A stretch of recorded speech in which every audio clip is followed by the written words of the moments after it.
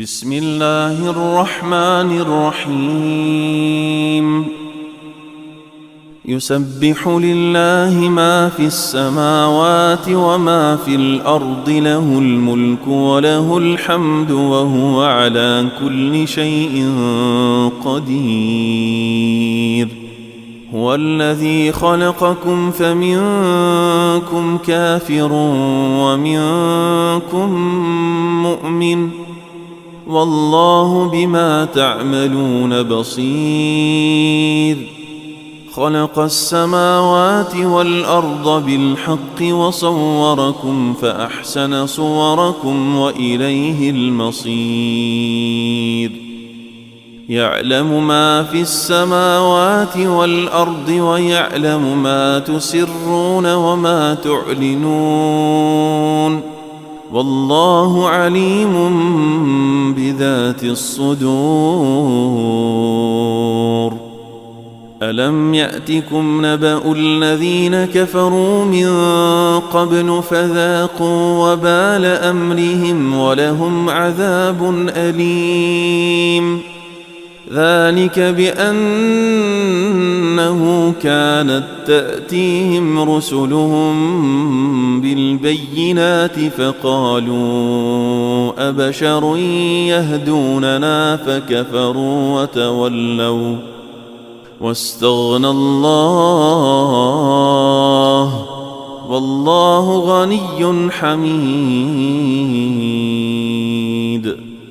زعم الذين كفروا أن لن يبعثوا قل بلى وربي لتبعثن ثم لتنبؤن بما عملتم وذلك على الله يسير فآمنوا بالله ورسوله والنور الذي أنزلنا والله بما تعملون خبير يوم يجمعكم ليوم الجمع ذلك يوم التغابن ومن يؤمن بالله ويعمل صالحا يكفر عنه سيئاته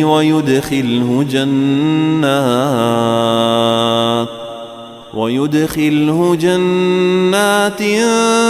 تجري من تحتها الأنهار خالدين فيها أبدا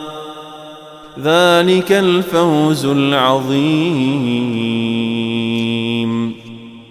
والذين كفروا وكذبوا بآياتنا أولئك أصحاب النار خالدين فيها وبئس المصير ما أصاب من مصيبة إلا بإذن الله ومن يؤمن بالله يهد قلبه والله بكل شيء عليم وأطيعوا الله وأطيعوا الرسول فإن توليتم فإنما على رسولنا البلاغ المبين الله لا إله إلا هو وعلى الله فليتوكل المؤمنون يا أيها الذين آمنوا إن من أزواجكم وأولادكم عدوا لكم فاحذروهم وإن تعفوا وتصفحوا وتغفروا فإن الله غفور رحيم إنما أموالكم وأولادكم فتنة والله عنده